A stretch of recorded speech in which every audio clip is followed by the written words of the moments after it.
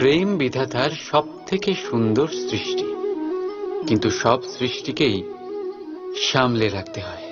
এবার এই মূর্তিটাকেই দেখুন।